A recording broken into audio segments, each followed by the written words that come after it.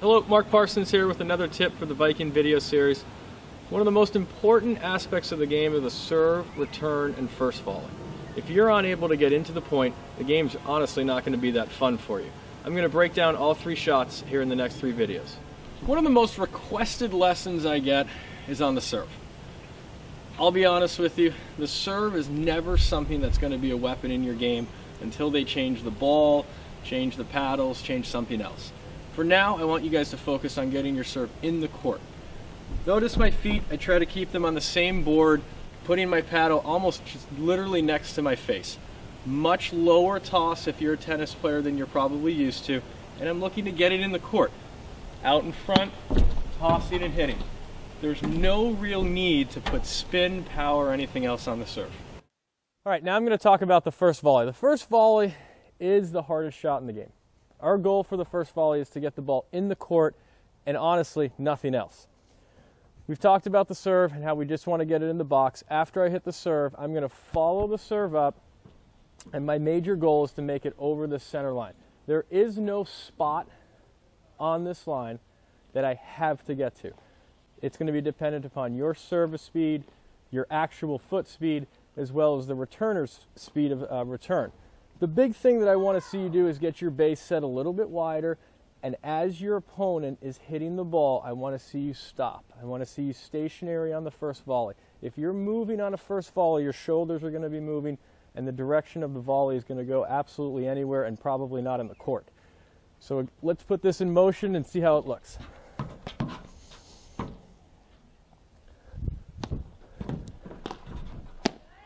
Notice how I got over the center line.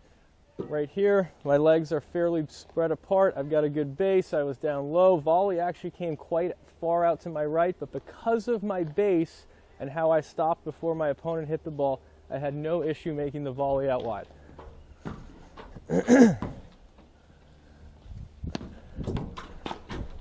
Boom, ball comes right into my paddle. I put it absolutely anywhere in the court, and from here, we can start progressing into the point. Notice how I'm not trying to get it to a specific person or even to a specific person or place on the court. I'm just trying to get it in. I'm going to show you one more here now. I'm going to use my two-handed volley, which is my preferred way of volleying.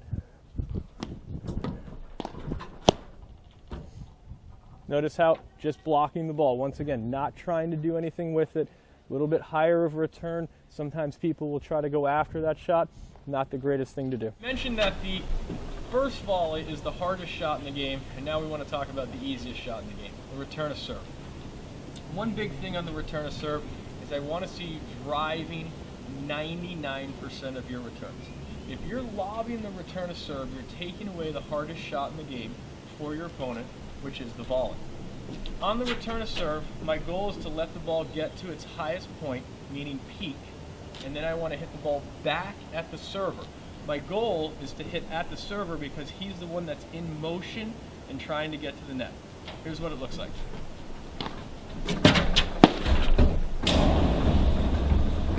Notice how I let the ball get to its peak, and then I bring the ball back over the center net strap. The center net strap can be a goal as to where you want to hit the ball as well.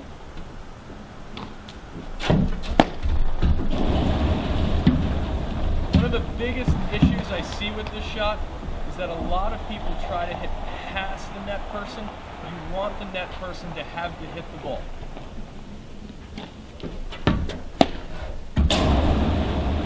One more and I'll show you the forehand. If you prefer your forehand over your backhand, I prefer my backhand. Don't be afraid to take a few steps to your left and even show your forehand so that you can be guaranteed to hit the forehand as a return of serve.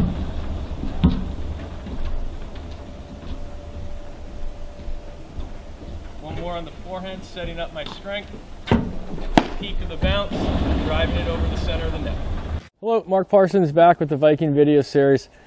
We've gone over the serve, return, first volley, and we've talked about how the first volley is the most difficult shot in the game. As you progress up in the playing paddle and you get better and better, the first volley is only going to get harder and harder. We've come up with a variety of ways of you guys to start out the point other than traditional to help up our percentages on that first volley. We're going to show you three different ones: I formation, floating I, and both back. All right, the first position that I want to talk to you guys about is called I formation. Right now, you see DJ Getz and Ian Longeray set up in a traditional formation. If they were to set this way up and Ian was to hit the serve, he'd come into the middle. Now, if he's struggling with the volley, which is going to be very likely at a high level of paddle, you guys need to start changing the way that we start the point. I'm going to slide DJ to the center of the court. He's going to straddle the center line and be in a position that Ian would love to get to every single time as the server. Now, with DJ in that position, Ian's going to hit the serve and move in to where DJ normally would be, on his left. Ian's going to shadow the serve. He's going to come in, and boom. These guys are set at the net in a very good position. What this does is it causes now the returner to do a couple things. Potentially change the direction of the return and hit the ball down the line to Ian, which is a tough ball over the high part of the net, or go back at DJ. Now remember, I said earlier in one of the videos that the greatest thing you can do as a volley is be stationary and have a good base. DJ's already stationary before the point has started, so it's mission accomplished. I'm not guaranteeing you that this is going to help you make every first volley, but it's going to help increase your first volley percentage. We're going to show I formation here, show out a few points and how this works, or at least the first couple shots. Here we go. Ready, guys?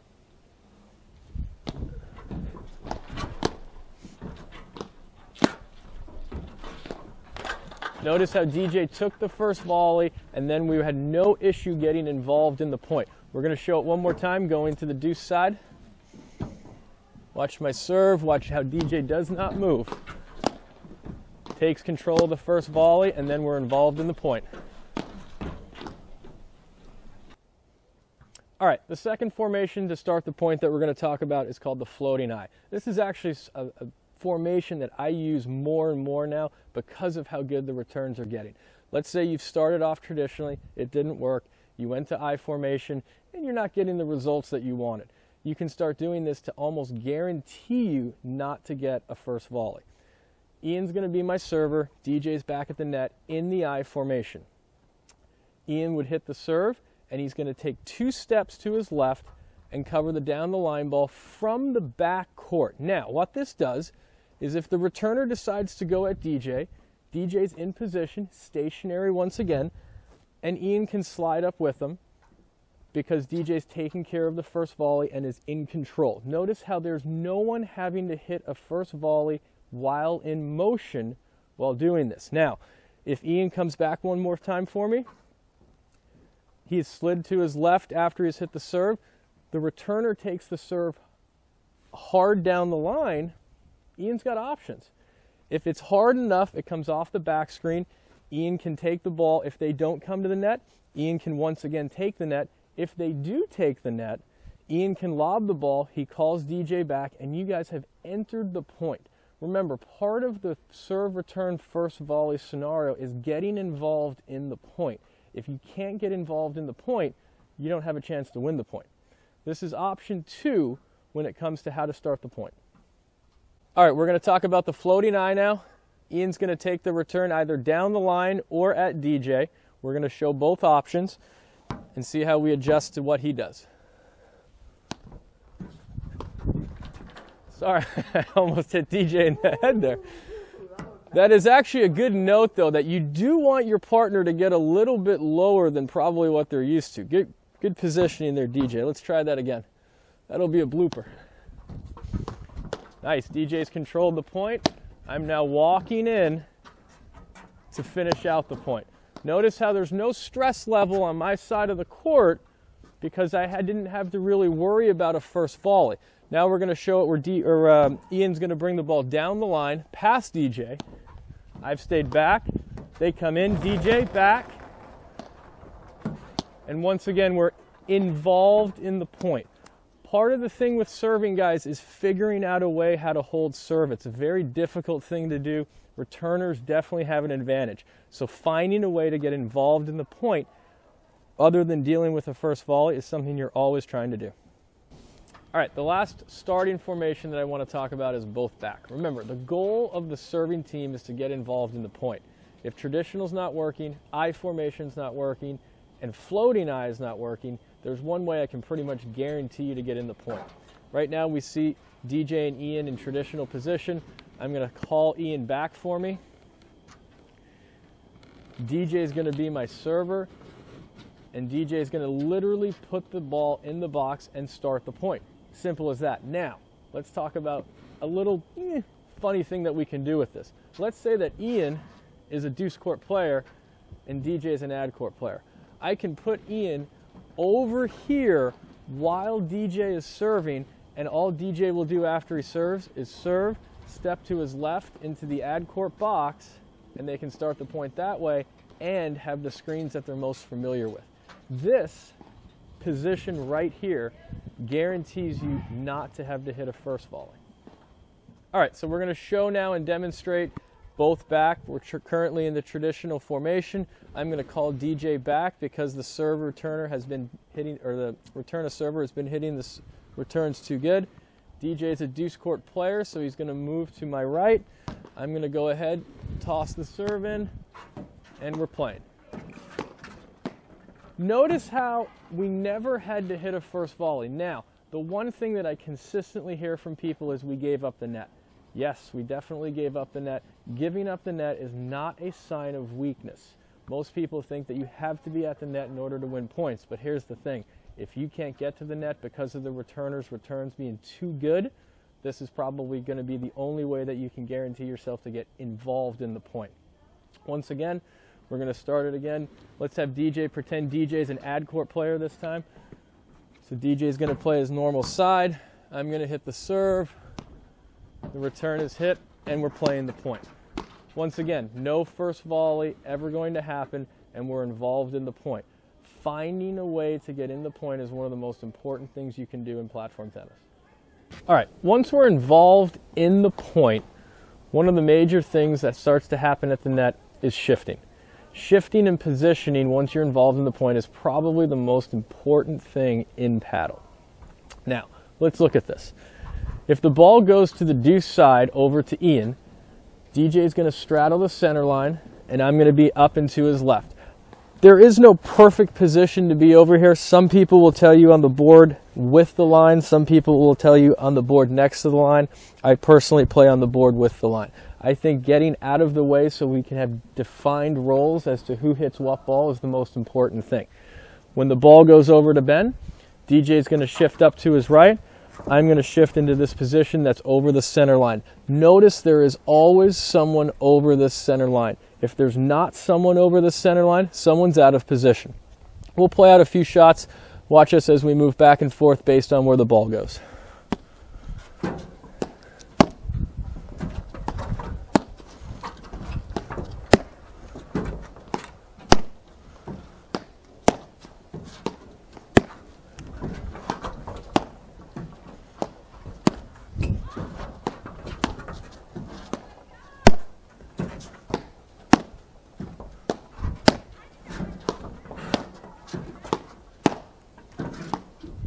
Perfect. One thing, if you get a chance, go back and watch my feet and watch DJ's feet. You shouldn't be able to hear our feet all that often. The lighter you can be on the feet and the more deliberate that you can be with your steps, the better off your volley is going to be, because you're going to be more stationary than moving when you hit the ball. All right, we've talked about shifting, and I'm going to add a little thing to shifting that's really going to help you. It's more for the advanced player, but I want you guys to start looking at this. When we're set up in our position towards the deuce side, if you think that the deuce player is going to lob, meaning there's a ball and it's going to be deep in the court and you see the player moving back, look what it generated. It generated a lob. So as players at the net, if we're hanging on top of the net yet we know we're going to see a lob, I want to see you start to prepare for that lob. So when the ball goes deep to Ian, you're going to see both myself and DJ take a small step backwards to start to prepare for the lob. Now, on the contrary, if you see someone running up to the net for that ball, it's going to generate a drive. So in that aspect, see how DJ and I both step up to shut down angles as well as give us less distance to the net, between us and the net, so therefore we're not going to have any errors into the net. We're going to be looking to block the ball back into the court, but we're also adjusting based on what we're given. Same thing, if you see the high ball to Ben in the deep corner, Both DJ and I will move back, and we're looking for the overhead. Same shot on this side going to Ben as if we get the short ball. We're both going to crowd the net and look to block the ball back. That's going to be movement within the shift, and is a little bit more of an advanced topic, but can definitely help you cover some of those hard drives as well as those deep lobs.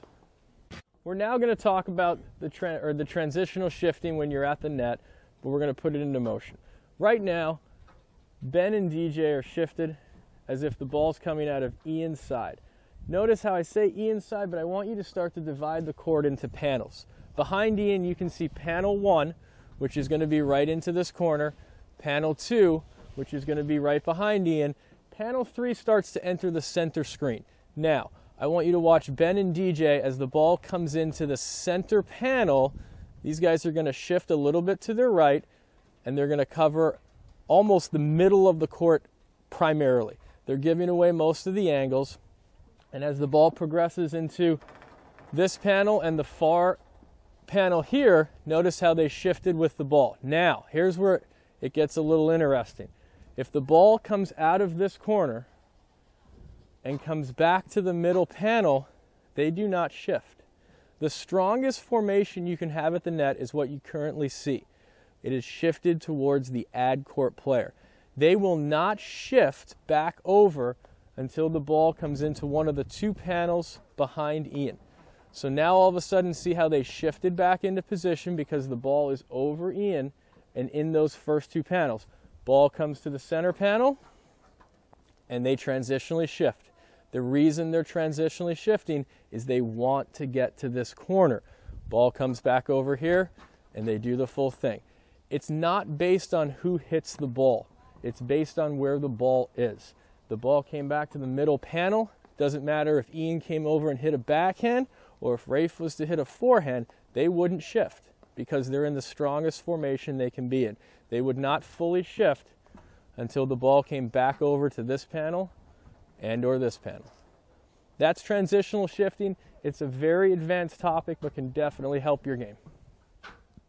The number 2 topic that I get requested to talk about are screens. Number 1 being the serve.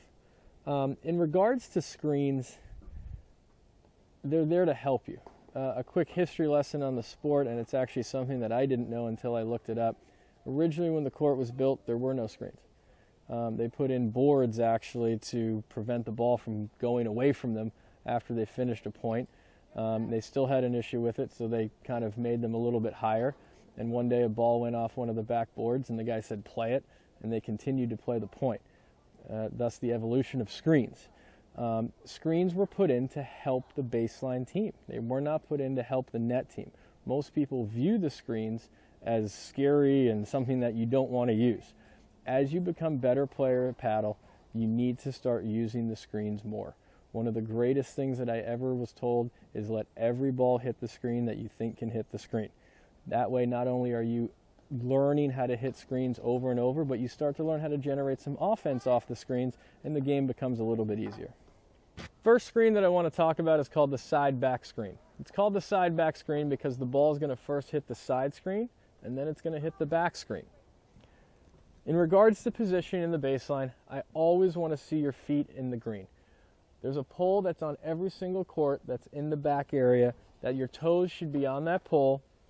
Your right leg on the deuce side on the board next to the one with the line, or 2 to the left. I prefer to be 2 to the left. Some people prefer to be right here, 1 to the left, but I prefer the 2.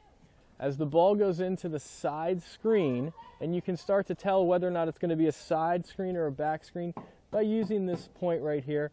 If the ball is going to go over the alleyway on the double sideline, it's generally going to hit the side screen first. If it's going to come through the baseline, through the back of it, it's generally going to hit the back screen first.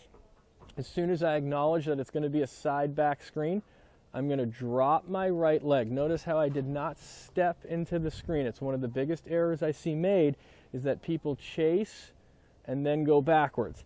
I want to see you initially drop your right leg, get back as close as we can to the screen, and look how where my paddle is right now. It's just above the snowboards. It's not up here. If your paddle's up high, and the ball bounces here, there's no way to get that ball back because you have the screen blocking your paddle. You want your paddle nice and low, and you're looking then to go back up with the ball off of the screen. It's going to look a little something like this.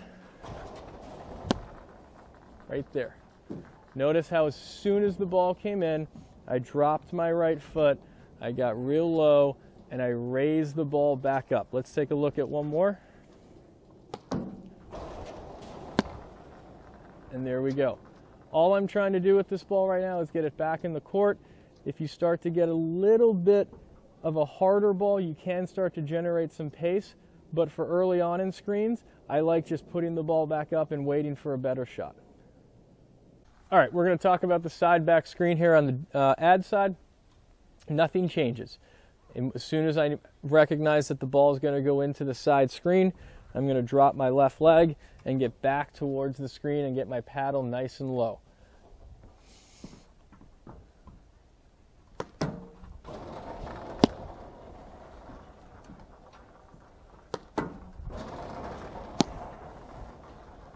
Notice how far back I get to the screen.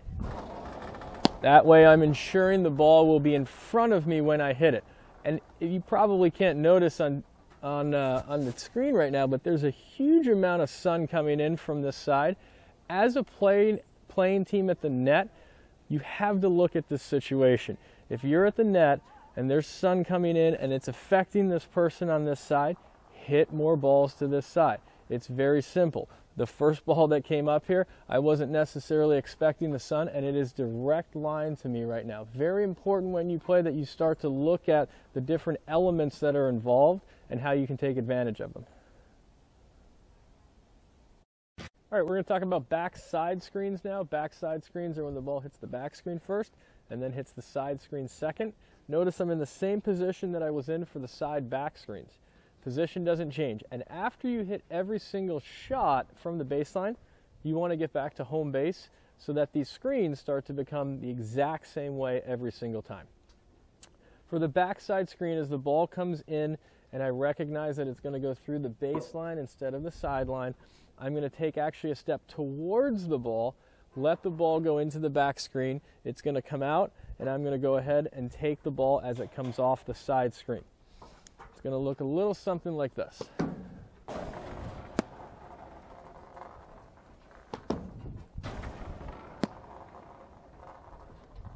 One more.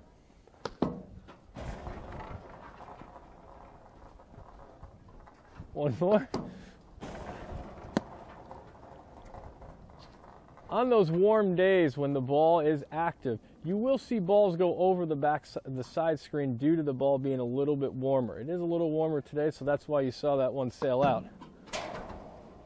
That is a great segue into what we're going to be doing next, which is called playing the nick and hitting to the nick. That'll be our next video. Question that I get asked a lot at tournaments and when I'm playing is how we make the nick look like an easy shot. Meaning when we're in the backcourt and someone hits a nick, that we're able to get it back. What a nick is when the ball goes into the seam in between both the side and the back panel. It will hit here, and it will go in one of two directions. It will either come down this side screen, or it will shoot out into the court. In order to play the nick, it's really quite a simple thing. If the ball goes into the nick in this corner, Ian's going to come out and play it as if it's going to go down the screen. Ben's going to take one step to the center and play it as if it comes out from the screen. If it goes down the screen, Ian will be the one to play the ball. If it comes out from the corner, Ben will be the one to play the ball. This is called playing the nick and is the most efficient way to do it.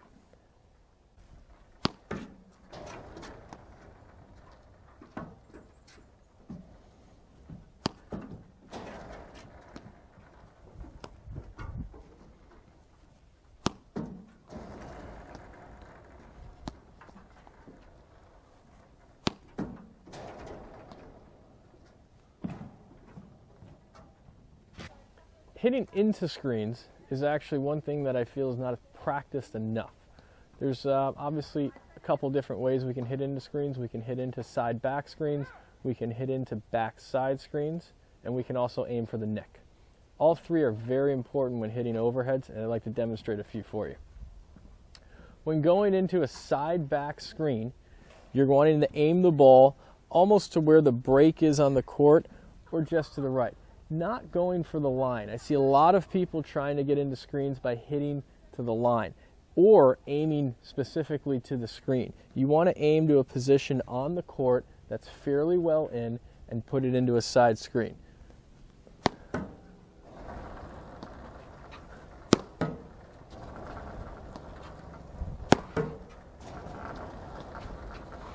Notice how I'm trying to get the ball into the side screen. And if it gets high, it's not a problem. It's going into a backhand specifically on the ad side, and it does get to the back screen and almost always will bring back a lob for us to hit another one. If I want to go into a back side screen, I'm going to aim a little bit more over the baseline, trying to hit it into the back screen, and remember to hit it just hard enough to get it into the side screen.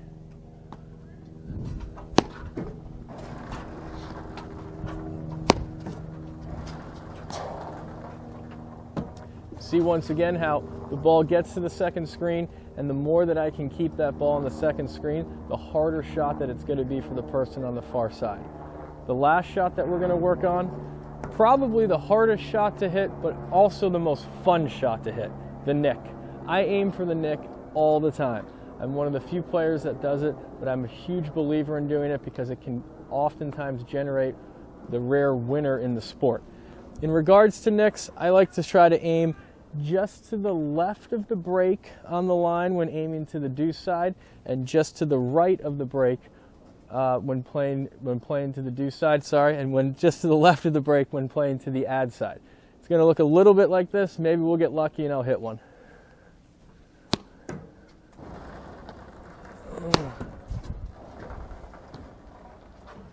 Lucky. It's a shot that, as you can see, ends points. And it's very hard to end points in this game, so if you can end the occasional point by hitting to the nick, it's definitely something you should shoot for. I wanted to show you just a little bit more visually how I hit into screens. Remember that I'm aiming for a spot on the court. I'm not aiming for a spot on the screen. If I want to go into a side back screen, I'm aiming somewhere around here. That's going to give me kind of the most accurate into the side screen and give me some nice soft balls coming off the back screen. If I want to get it into a back side screen, I'm going to aim more through the back end of the court, a little bit deeper on my overhead so that the ball gets to that second screen. Remember, the ball getting to the second screen is oftentimes the most important aspect of the backside overhead. In regards to aiming for the nick, it's going to look similar to the side back, but the angle that you're going to hit is going to be more like a backside mentality because you're aiming through the court. So I'm aiming just to the left of the break, and I'm aiming into this nick. That's going to be your most direct path into the nick in order to try to hit a couple of those. Again, a shot that's hard to hit, but when you hit it, the outcome is something you're going to really like.